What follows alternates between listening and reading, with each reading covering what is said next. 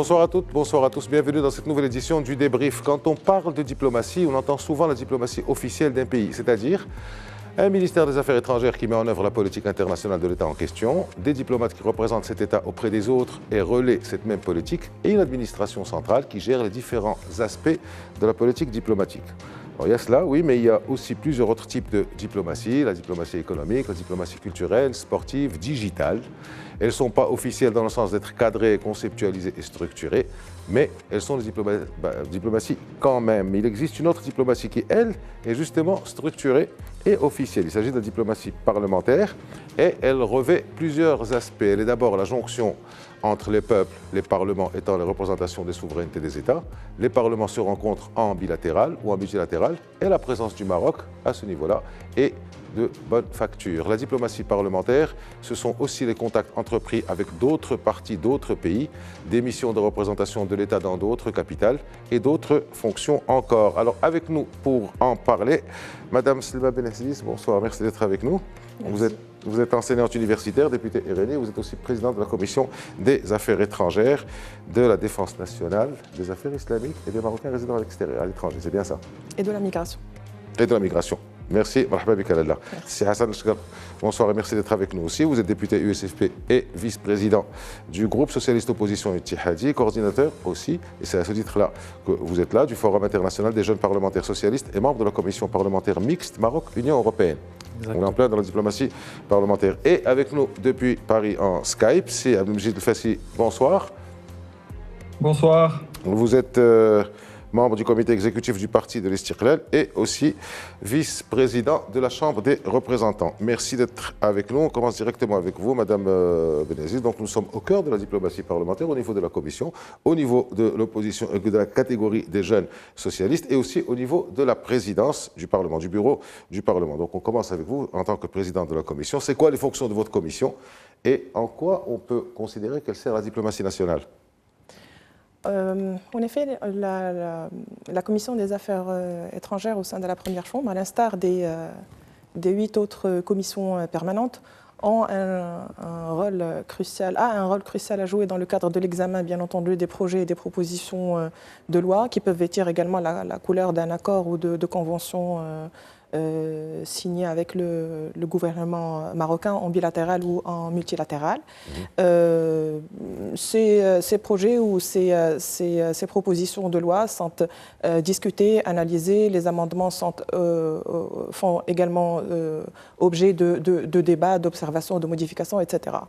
Ce qui sous-tend qu'en général, c'est la Commission qui également initie ces réunions avec les représentants du gouvernement. Parallèlement à ça, la Commission des Affaires étrangères a un rôle crucial à jouer dans le cadre de la diplomatie parlementaire, mais pas uniquement, c'est-à-dire à côté des autres organes du Parlement. Et donc notre rôle est, je dirais,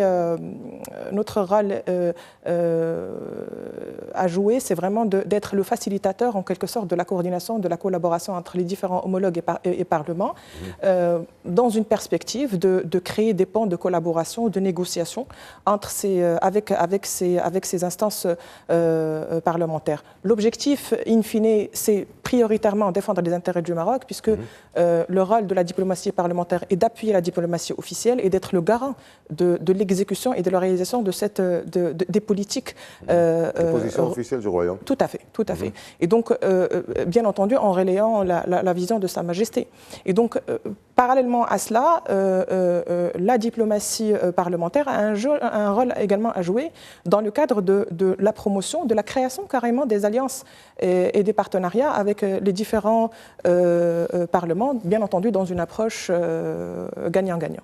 Alors quand j'étais en train d'organiser, de préparer l'émission, je parlais à un certain nombre de personnes et une idée qui est revenue, et je voudrais vous interroger là-dessus, je sais ce que vous allez répondre, mais c'est important pour expliquer un peu les choses. Le ministère des Affaires étrangères est-il votre tutelle? En effet, non. puisque... C'est-à-dire que vous faites un travail parlementaire, oui, institution de contrôle mais la particularité, et très particulièrement au sein de, puisqu'on parle de diplomatie parlementaire, on ne peut pas coordonner, ou on ne peut pas prendre des positions sans coordonner avec le ministère des Affaires étrangères, c'est l'officiel. Et là, je tiens justement à saluer les efforts du ministère des Affaires étrangères dans ce sens. C'est-à-dire que lorsqu'on organise des missions à l'étranger, on est appuyé par des données qui émanent du ministère des Affaires étrangères. La même chose lorsqu'on organise des événements ou lorsqu'on héberge des événements au sein de la Chambre des représentants. Bref, aujourd'hui, je pense que lorsqu'il s'agit de diplomatie, le travail n'est pas vraiment ce travail de contrôler. C'est-à-dire qu'on a besoin de l'appui du ministère des Affaires étrangères dans ce sens, puisque eux, ils ont une veille, je dirais, continue, permanente sur plusieurs sujets, sur plusieurs situations à travers les quatre coins du globe. C'est leur job. Oui, tout à fait. C'est leur job. Et puis, ils sont professionnels. Les députés, justement, pour la Commission des Affaires étrangères ou des Finances ou d'autres choses, ne sont pas forcément versés ou spécialisés dans les affaires qu'ils traitent. Ça vient avec le temps, alors que la diplomatie est faite d'ambassadeurs, enfin de diplomates. Alors, je me tourne vers vous, Hassan Chougal. Même question, sauf que pour vous, c'est pour le réseau des jeunes parlementaires socialistes. C'est quoi ? En quoi ça sert notre diplomatie, même si j'ai eu d'idées là-dessus? Très bien, en fait, merci c'est Aziz pour l'invitation. Le réseau des jeunes parlementaires socialistes est un réseau partisan, constitué principalement de parlementaires, de députés de différents pays. C'est mondial? C'est mondial. C'est un réseau qui est né en 2023 à l'initiative du groupe socialiste USFP, en partenariat bien sûr avec le parti et ses instances, en partenariat avec un autre organisme qui avait été créé qui s'appelle le MENA Latina, qui regroupe des partis politiques de la région MENA et de l'Amérique latine, bien sûr des partis sociodémocrates et socialistes. Et donc aujourd'hui, ce réseau compte parmi ses membres plus d'une cinquantaine de pays. Il est déjà à sa 3e édition qui sera organisée le 2 et 3 mai à Marrakech. La première édition, la constitution du réseau, a été faite à Marrakech il y a 2 ans. Il y a eu une 2e édition à Bogota dans le Parlement colombien. Et aujourd'hui, on en est à la 3e. Donc l'intérêt de ce réseau, c'est principalement, l'idée principale, c'était de réunir. C'est un réseau un peu atypique parce que ça réunit des députés, des jeunes députés d'un peu partout dans le monde, principalement des pays d'Amérique latine, Afrique et Europe. Vous avez les 5 continents, On n'a pas l'Océanie.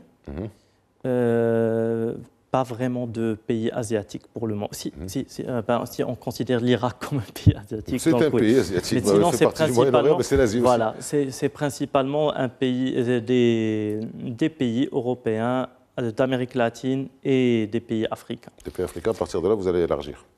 Exactement, l'idée c'est d'élargir. Durant le forum de Marrakech le 2-3 mai, c'est aussi l'idée d'institutionnaliser ce réseau, de créer un présidium, qu'il soit un peu mieux organisé pour lui permettre de grandir. La particularité, c'est qu'il a été créé à Marrakech, c'est qu'il a été créé par une initiative marocaine et qu'il ne fait pas partie pour le moment d'aucune des instances classiques où se regroupent les partis de gauche, que ce soit l'Internationale socialiste, l'Alliance progressiste ou d'autres institutions régionales. Il garde une certaine autonomie par rapport aux aînés, mais il peut aussi alimenter les réflexions. Exactement, c'est bien ça. Bien, si Abdelmejid El-Fassi, vous êtes très actif dans votre rôle, vous aussi, on vous voit tout le temps avec des délégations étrangères, être à l'étranger en train de rencontrer du monde. En quoi la diplomatie parlementaire, à votre niveau, c'est-à-dire au niveau du bureau, de la première chambre, en quoi cette diplomatie constitue un levier stratégique du Maroc sur la scène internationale? Et vous parlez depuis Paris. Ce n'est pas la scène internationale, mais enfin, c'est international, on va dire. Merci, c'est Aziz. Alors moi, je pense que le rôle de la diplomatie parlementaire a évolué. En effet, elle avait un rôle de compléter la diplomatie officielle, mais je crois aujourd'hui la diplomatie parlementaire a un rôle incontournable. On sait que, par exemple, dans le froid qu'a connu la relation entre les diplomaties officielles entre le Maroc et la France, eh bien, la diplomatie parlementaire, et notamment le groupe d'amitié Maroc-France à la Chambre des conseillers, eh bien, a joué un rôle prépondérant. Eh bien, quand les relations diplomatiques officielles se tendent, eh bien, la diplomatie parlementaire, elle continue à dialoguer, à construire, à bâtir. Et en fait, quand il y a réconciliation, parce qu'on finit toujours par se réconcilier, eh bien, on constate que la diplomatie parlementaire a joué un rôle important. Parce que la nature du parlementaire, justement, qui est élu, eh bien, lui donne une certaine liberté, lui permet de participer à toutes les conférences, de participer à tous les forums et de parler à tout le monde. Et ça, je pense que c'est une réelle force. Aussi, on sait que les parlementaires sont présents dans des organisations parlementaires internationales et donc c'est un outil qui est très important pour défendre les questions essentielles pour le Maroc. C'est aussi un outil de renforcement des relations culturelles et économiques. Par exemple, la commission mixte Maroc-Union européenne, dans laquelle je suis membre avec mon ami Si Hassan Lachgar, eh bien, nous travaillons sur des thématiques économiques spécifiques. Et donc, c'est important. Les relations aussi académiques et culturelles qui permettent justement de faire évoluer le rayonnement de l'image du Maroc en tant que hub. Et ça, c'est une chose essentielle. Nous avons aussi la coopération interreligieuse. Il faut savoir que les députés, les parlementaires participent à des forums internationaux sur la tolérance, sur le vivre ensemble. Donc en fait, je suis convaincu qu'aujourd'hui, la diplomatie parlementaire n'est plus seulement une diplomatie complémentaire, mais je pense que c'est réellement un levier d'influence. Alors justement, restons sur cet ordre d'idées. Dans un monde qui est en train de changer aujourd'hui, je ne vous apprends rien, tout est en train de changer, l'ordre mondial a vécu, on est en train d'en bâtir un autre, etc.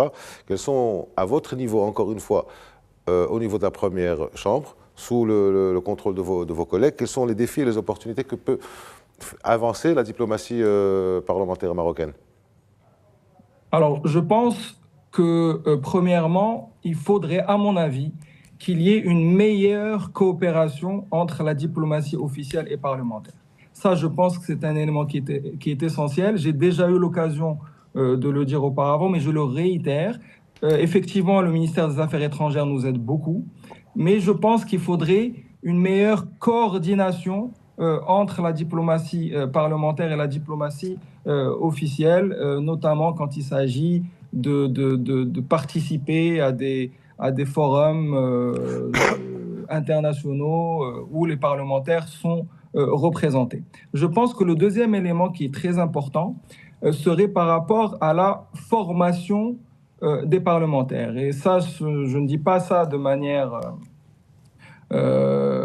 négative, mais quand aujourd'hui la diplomatie a beaucoup évolué, elle est très spécifique, ce sont des thématiques parfois très techniques. Et donc, il faudrait que les parlementaires puissent suivre une formation, notamment dans les techniques de communication également, mais pour être totalement capables de mettre en avant des plaidoyers, des argumentaires pour être efficace sur la technicité.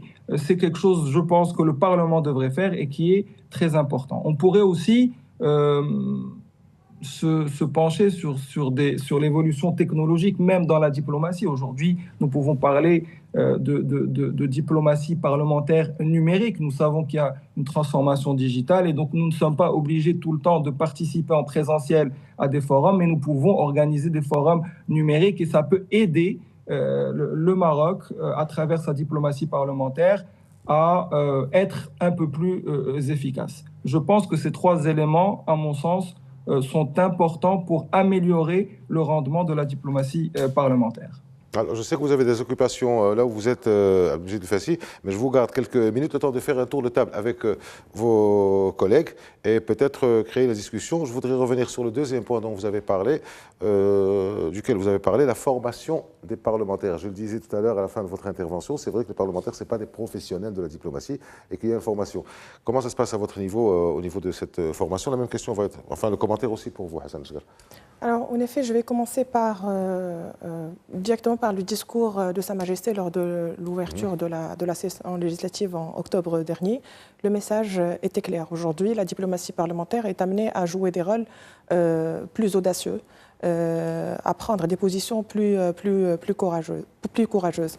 Donc pour ce faire, il y a un grand travail qui doit être fait, bien entendu, au niveau du capital humain. Et lorsque je dis au niveau du capital humain, ça serait au niveau des parlementaires, au niveau des deux chambres. Je pense que également les deux chambres ont cette possibilité d'assurer des formations en technique de communication ou autres, puisque justement les deux chambres ont des accords, des conventions avec plusieurs institutions qui sont en charge et qui ont, comme vous venez de dire, experts du domaine. Lorsque je dis capital humain également, le capital humain concerne également le volet administratif, parce qu'il faut savoir que un député parlementaire, lorsqu'il est en mission ou lorsqu'il est dans une rencontre diplomatique, bien entendu, il y a tout un staff administratif qui travaille avec ce parlementaire.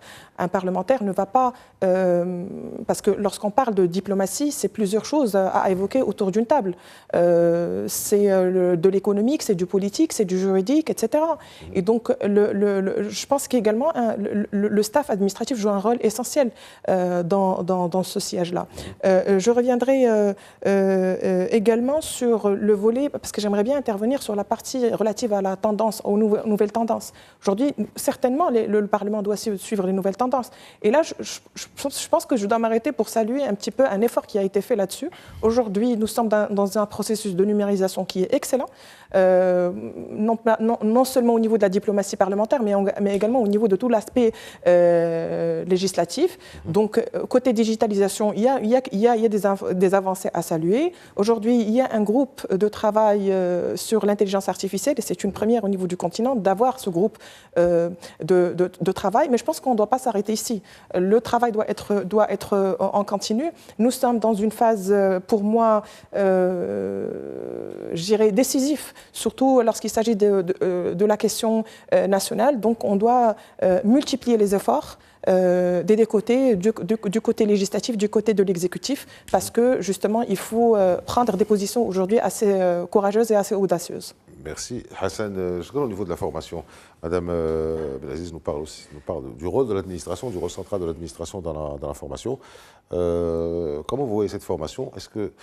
Est-ce que déjà dans le choix, peut-être dans votre parti, pour choisir des députés qui vont faire partie de cette commission, est-ce qu'il y a un choix, est-ce qu'il y a une sorte de sélection en fonction des compétences des uns et des autres? Et comment se passe à votre niveau la formation avec l'administration? C'est-à-dire quel est le rôle de l'administration dans cette formation? Alors déjà... L'administration, vous parlez d'administration, moi quand je parle d'administration, c'est l'administration du Parlement et aussi celle des partis, des partis et du ministère. Du ministère, il doit y avoir des séminaires certainement. Bon, à notre niveau, au sein, comme tous les groupes, j'imagine, les gens s'orientent vers des commissions avec lesquelles ils ont plus ou moins une affinité, où il y a des sujets qu'ils connaissent et qu'ils maîtrisent plus ou moins. Donc généralement, les députés qui sont membres des commissions sont généralement intéressés ou bien ont une certaine connaissance des sujets qu'ils vont traiter. Ceci étant dit, il faut garder en tête, en ce qui concerne la diplomatie parlementaire, que le Parlement a cette spécificité qu'il est constitué de représentants du peuple. Et quand on voyage dans nos missions, que ce soit au niveau du Parlement européen, mais même au niveau des parlements nationaux, surtout au niveau des parlements nationaux, on remarque une grande diversité des députés. Et c'est ce qui fait la beauté, le charme justement de cette diplomatie parlementaire. Vous avez parlé du lien avec, vous avez parlé du lien avec le ministère des Affaires étrangères. Sincèrement, oui, bien sûr, nous avons des liens avec le ministère des Affaires étrangères, mais il faut toujours garder en tête que le ministre des Affaires étrangères représente le gouvernemental, alors que nous sommes une diplomatie officielle, entre guillemets, en ce qui concerne le Parlement, mais nous ne sommes pas officiels dans le sens des ministères des Affaires étrangères, dans le sens où nous n'engageons pas l'État marocain dans quoi que ce soit. Et nous devons exprimer cette différence, même dans nos déplacements, dans nos missions, qu'elles soient partisanes ou parlementaires. Quand on voit, par exemple, la participation, on va dire, on va parler de la commission mixte Maroc-Union européenne, il y a une diversité au sein du groupe où on a toutes les tendances politiques, on est de gauche, c'est Blimjil Fessi à sa tendance, le RNI, etc. Et ça permet de communiquer avec les différentes tendances qui existent au Parlement européen. Donc, au niveau de la formation, oui, c'est très intéressant d'avoir des formations, bien sûr, pour les députés en général, surtout par rapport aux sujets qu'ils seront amenés à traiter, parce qu'on peut difficilement envoyer quelqu'un discuter de quelque chose qu'il ne connaît pas, donc il faut qu'il soit accompagné. mais la formation et le personnel, on en a surtout, et les cadres, je veux dire, on en a surtout besoin au Parlement. Et là-dessus, il y a un petit groupe de fonctionnaires qui travaillent au niveau de la commission et au niveau de la diplomatie parlementaire, mais je pense que le nombre est insuffisant et qu'il faut renforcer énormément ce groupe vu les espoirs ou bien l'envie qu'on a de donner à cette diplomatie parlementaire. Et pour les formations ad hoc, par exemple, cette semaine, le Maroc a reçu la Chambre des conseillers. Bon, c'est pas vous, c'est la Chambre des conseillers, a reçu une délégation du Parlement andin.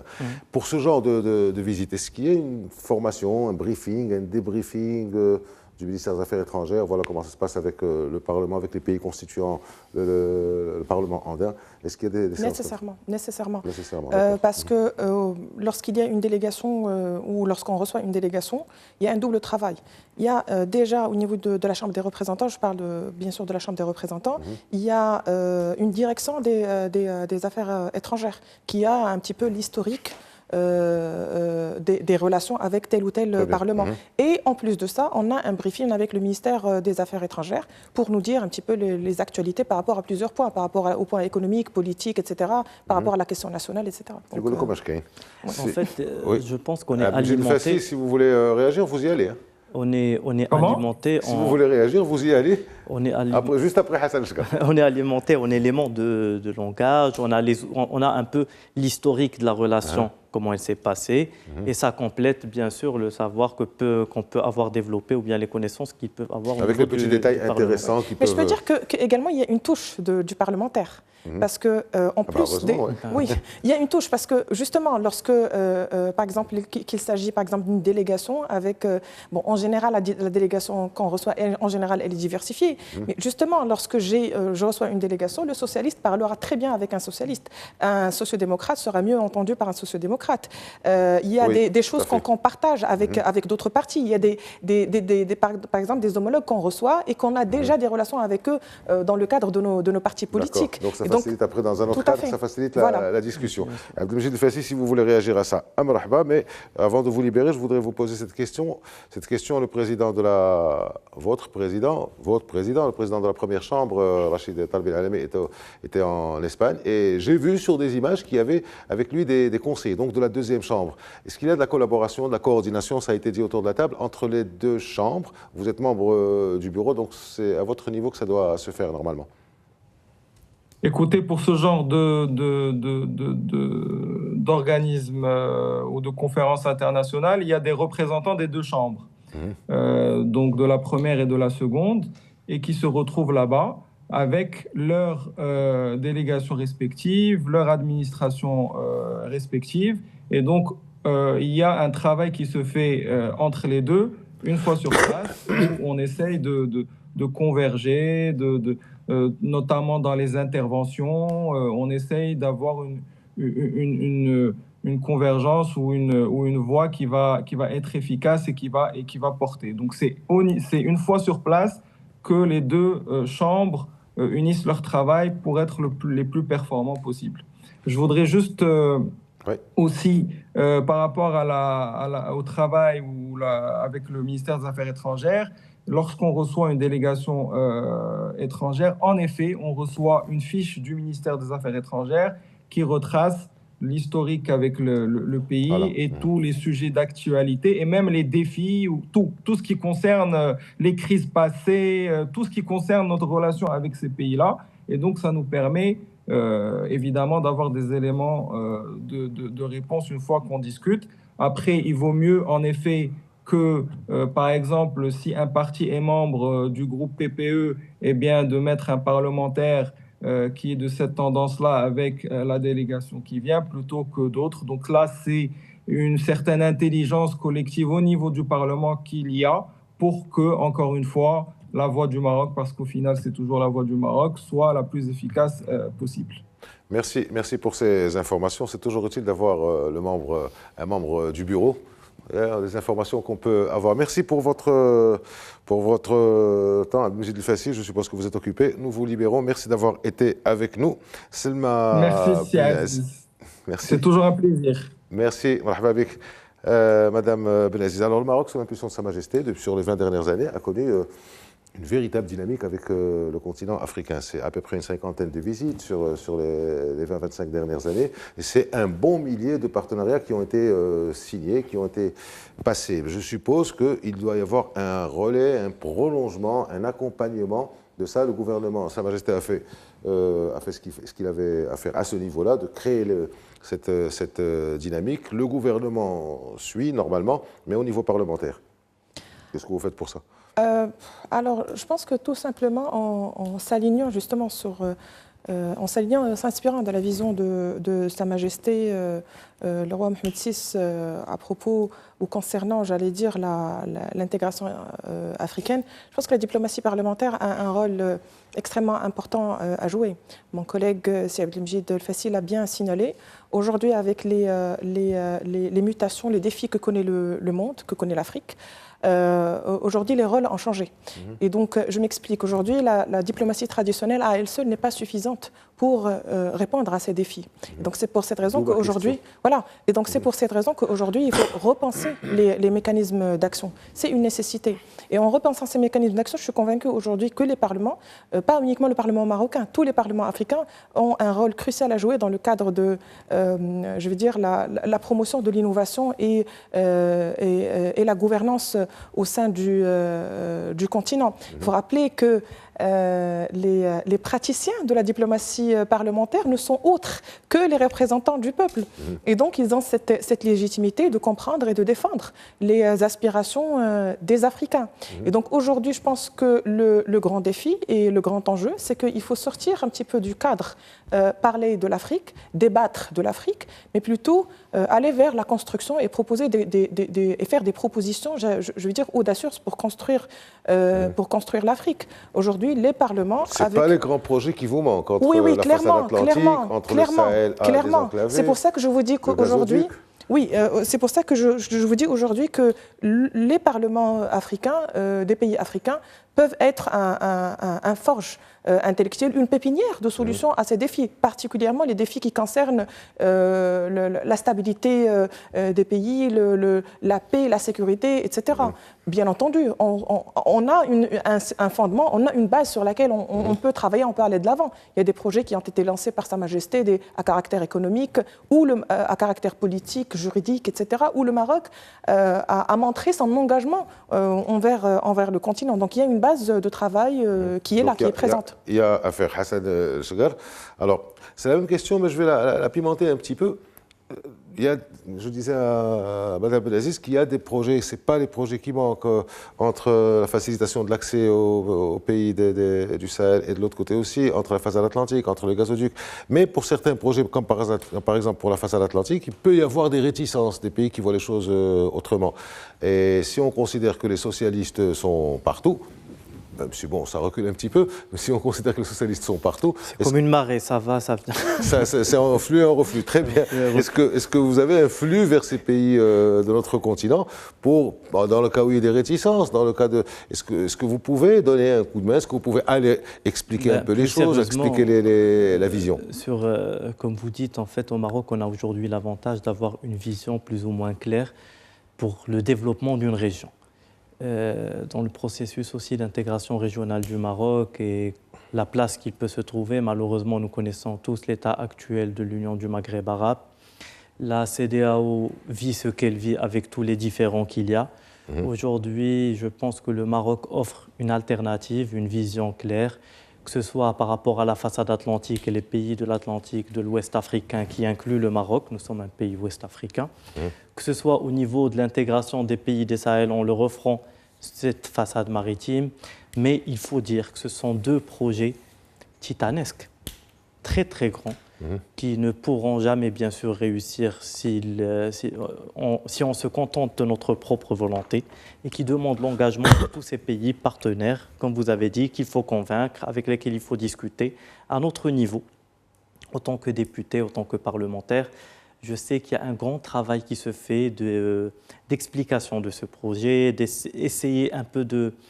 Des fois, il y a aussi des réticences parce qu'il y a des pays qui ne comprennent pas nécessairement l'approche marocaine ou bien qui considèrent que ça peut aller contre leurs propres intérêts. Donc il faut expliquer, montrer que c'est le début d'un processus dont l'objectif est de renforcer l'intégration entre ces pays parce qu'on a besoin effectivement les uns des autres.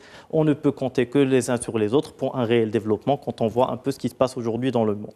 Donc à partir de là, oui, le Parlement joue et a un grand rôle à jouer. Moi, je parle du Parlement dans les deux chambres. Aujourd'hui, le Maroc est membre du Parlement africain et il est membre de l'Assemblée des parlements africains et c'est toutes les deux, surtout les parlements africains, des espaces où les députés et les conseillers qui nous représentent ont la chance de pouvoir expliquer un peu plus cette approche marocaine, mais pas que. Il faut aussi dire que, comme vous avez dit, il y a eu plusieurs signatures de conventions, etc. Et vu l'intérêt qu'on porte au Parlement sur le continent africain, qui est le nôtre, bien sûr, on fait partie de ce continent, on a créé une commission thématique. Normalement, il n'y a que des commissions permanentes. On a créé dans nos textes de loi une commission thématique responsable ou bien qui est chargée de suivre les affaires africaines. Et quand on dit les affaires africaines, c'est entre autres, principalement, le suivi de tous ces accords qui ont été signés.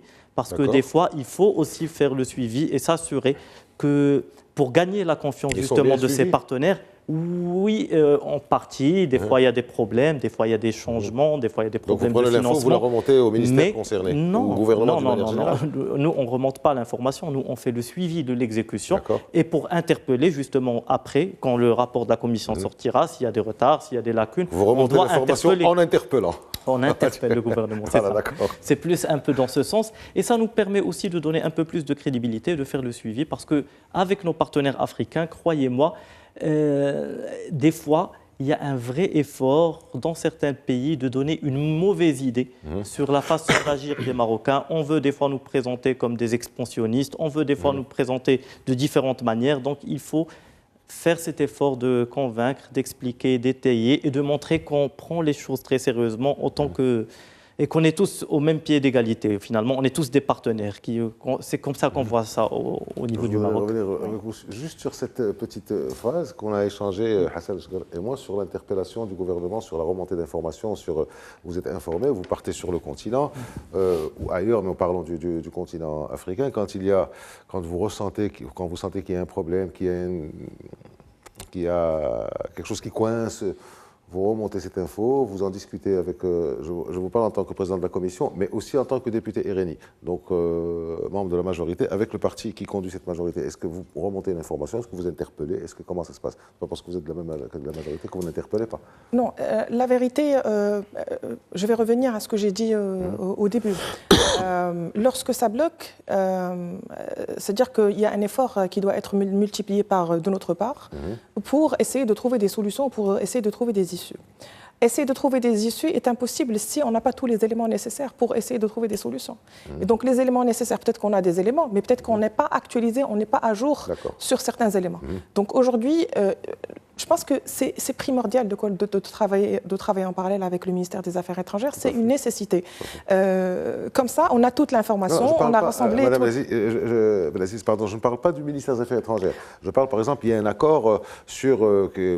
un accord de pêche avec le Gabon, d'infrastructure avec la Côte d'Ivoire ou de n'importe quoi, donc ça ne concerne pas directement le ministère. Est-ce que vous remontez ça au ministère directement concerné, au département directement concerné? La vérité, au sein de la commission, si je parle commission des Affaires étrangères, en général, parce qu'en général, on travaille en étroite collaboration avec le ministère des Affaires étrangères sur ces points-là.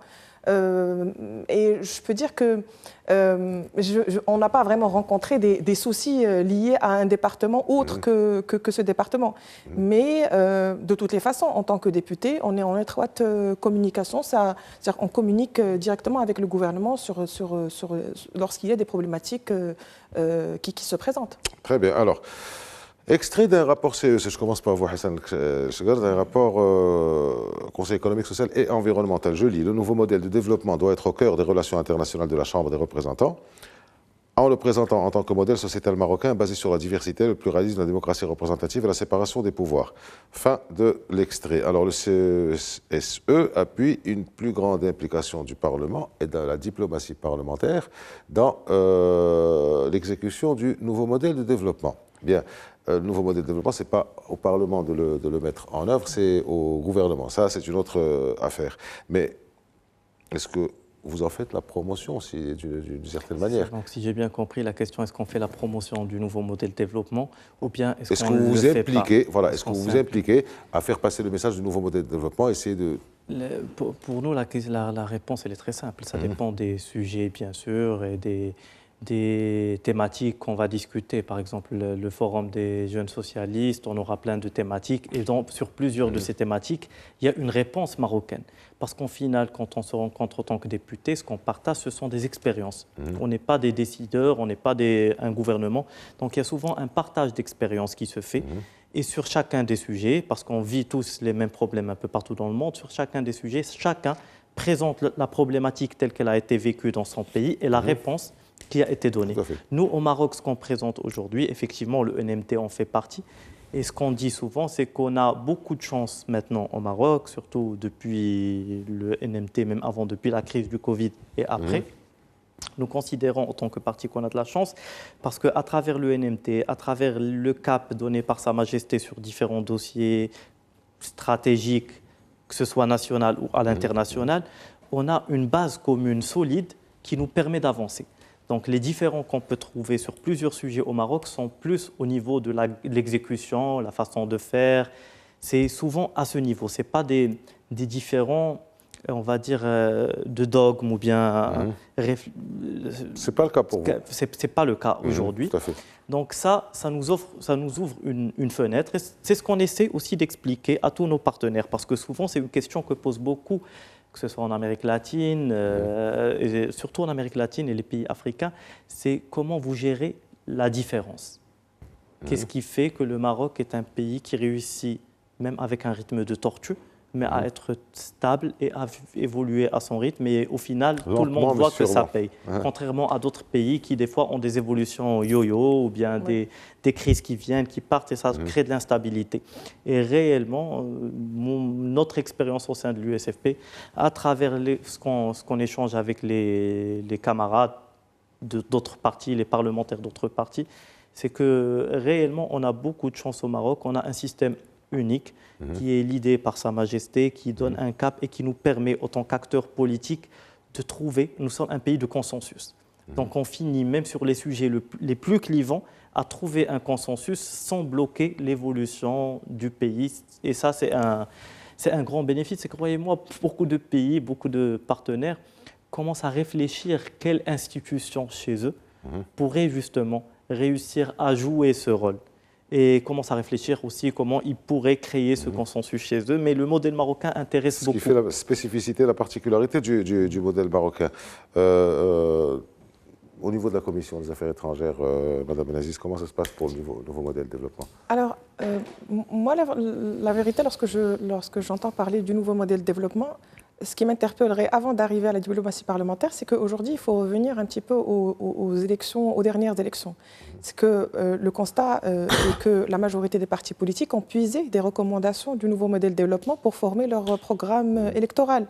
Donc ceci, à mon sens, il vient nous démontrer en fait que ce nouveau modèle de développement n'a pas un rôle, j'allais dire, de catalyseur uniquement de développement durable, mais également il a participé en quelque sorte à la structuration du paysage politique marocain. Et donc, à mon sens, cette reconnaissance de la crédibilité de ce nouveau modèle de développement est un argument pour nous en tant que parlementaires, en tant que praticiens de la diplomatie parlementaire, pour promouvoir ce nouveau modèle de développement, ça de un.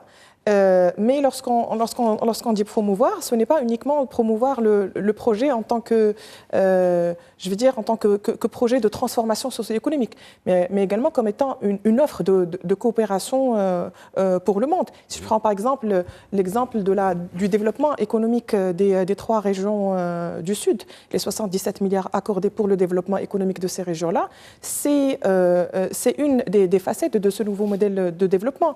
Aujourd'hui, les homologues qu'on reçoit, les délégations qu'on reçoit, sont intéressés à comprendre surtout lorsqu'il s'agit de délégations qui ont encore des incompréhensions par rapport au sujet de la souveraineté nationale, surtout de la souveraineté marocaine, surtout les... Voilà, et donc le fait de parler de cette dynamique économique que connaissent les régions du Sud, je pense que c'est parmi les éléments essentiels qui nous poussent justement à promouvoir davantage le nouveau modèle de développement dans le cadre de nos rencontres diplomatiques. Très bien, alors dernière question, peut-être avant-dernière, ça dépend de la longueur de vos réponses. Dans votre titre et votre fonction, Madame Benaziz, vous avez les MRE aussi, les Marocains résidant à l'étranger. Alors, quelle est votre approche déjà de la communauté? Et est-ce que vous y allez? Est-ce que vous rentrez? Est-ce que vous rencontrez des personnes de cette très forte communauté qui est entre 5,5 et 6 millions, sachant que Sa Majesté avait appelé par 2 reprises à faire une politique, à brosser, à établir, à élaborer une politique MRE, une politique de la communauté marocaine, avec la mise en place d'une fondation Mohamed VI, la mise en place d'un mécanisme. Qu'est-ce que vous faites à ce niveau-là avec eux?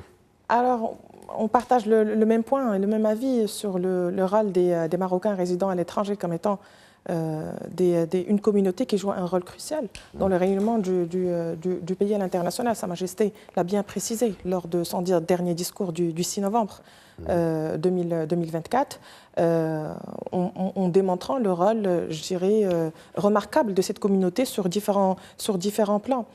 Personnellement, j'ai l'occasion de rencontrer cette communauté dans le cadre des déplacements à l'étranger, dans le cadre des séminaires, des conférences. Je me réjouis de les rencontrer ici même à Rabat dans mon bureau.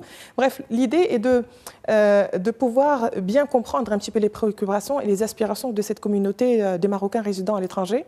Et l'objectif étant justement de voir quelles sont les possibilités et comment nous, en tant que parlementaires, pouvons jouer un rôle à les intégrer dans les politiques publiques, à voir un petit peu comment ça se passe au niveau de leurs services consulaires, à voir également comment, pour les Marocains, et je vous assure qu'il y en a beaucoup, les Marocains résidant à l'étranger qui veulent venir investir au Maroc. Notre rôle, c'est justement de voir comment aider cette communauté à venir investir au pays. Je pense que également le Parlement a un rôle essentiel à jouer dans le futur, bien entendu avec la restructuration de l'architecture institutionnelle relative aux Marocains résidant à l'étranger, le CCME, la création de la Fondation Mohammedia pour les Marocains résidant à l'étranger, parce que le rôle du parlementaire va commencer à s'accroître un petit peu pour traiter les problématiques liées et les préoccupations des Marocains résidant à l'étranger. J'ajoute une petite précision que cette législature, la 11e législature, elle est un petit peu bien particulière parce qu'au niveau de cette législature, il y a beaucoup de parlementaires, de collègues qui sont élus et qui représentent les Marocains du monde, les Marocains résidant à l'étranger. Et donc aujourd'hui, les thématiques et les sujets. Ils les représentent? Il n'y a pas eu de vote des Marocains de l'étranger. Comment ils les représentent? C'est surtout au niveau de la liste régionale des femmes. Aujourd'hui, par exemple, dans mon groupe parlementaire, dans le groupe parlementaire socialiste, dans les autres groupes parlementaires, il y a des élus qui font partie des Marocains résidant à l'étranger. Et donc, les thématiques discutées, toutes les thématiques discutées au niveau des 9 commissions, aujourd'hui, il y a un regard d'un Marocain résidant à l'étranger pour pouvoir nous dire également leur position par rapport à telle ou telle question. Hassan Asghar, vous avez 2 minutes pour répondre à cette question. Quelle est votre politique MRE au niveau de l'USSP? Déjà, c'est important mais aussi au niveau de la CPM, la Commission parlementaire mixte européenne, où il y a pas mal de Marocains en Europe, 2,5 millions à peu près, 3 millions, peut-être même plus, qui ont des problèmes, certainement. Pour mettre les choses en contexte, on va dire déjà pour la représentativité des Marocains résidant à l'étranger, il y a eu un effort qui a été fait. Les élus qui sont là ne représentent pas réellement les Marocains résidant à l'étranger, dans le sens où ces Marocains-là ne votent pas encore. Mais ce sont des élus issus des Marocains résidant à l'étranger. Et donc c'était aussi une condition pour les partis pour qu'ils puissent bénéficier des subventions de l'État. Donc c'était un pas qui a été fait. Aujourd'hui, nous, à l'USFP, on interpelle bien sûr le gouvernement pour revoir les lois électorales, pour pouvoir justement renforcer cette présence et nous considérons qu'il est grand temps de revoir ces lois-là. Intégrer les MRE, par exemple, il faut dans les trouver un opérations de moyen vote. pour que les Marocains résidant à l'étranger puissent voter. On peut trouver un moyen de liste international, vous êtes d'accord, régional, etc. Il faut que les Marocains de l'étranger votent. Moi, si on est d'accord à l'opposition, à la majorité, on pourrait faire un projet de loi conjoint avec nos amis. Allez-y. Je vous ajoute 5 minutes si vous êtes en train de faire ça. Mais projet pour faire voter les Marocains. Mais je trouve que c'est une grande valeur ajoutée aujourd'hui qu'on a des Marocains résidents à l'étranger qui sont aujourd'hui à la Chambre des représentants et qui peuvent donner leur position, leur avis, etc. C'est important. On entend de plus en plus les problématiques, les revendications de ces gens-là. Il y a aussi, bien sûr, 2 discours de Sa Majesté. Un qui a été fait à l'occasion de la révolution du roi et du peuple en 2022. Il y a le discours que vient de rappeler ma collègue le 6 novembre 2024. Malheureusement, jusqu'à présent, nous avons l'impression qu'on est toujours au stade pour le gouvernement de création de commissions pour discuter de comment faire, etc. Alors que les problématiques, elles sont là, que ce soit au niveau des administrations, au niveau de la justice, au niveau de la présence culturelle du Maroc avec ces Marocains résidant à l'étranger. Nous, on a des sections du parti dans certains de ces pays et malheureusement, il n'y a rien de concret qu'on peut encore leur donner, qui a été fait en tout cas durant ce mandat. Merci à vous deux. J'espère qu'avec cette discussion, ce petit débat, cette chose mystérieuse que la diplomatie parlementaire soit plus claire. Merci à vous, Hassan Asghar. Merci à vous, Selma Benaziz. Merci à Mjid Fassi, même s'il n'est plus avec nous. Merci de nous avoir suivis. À la semaine prochaine.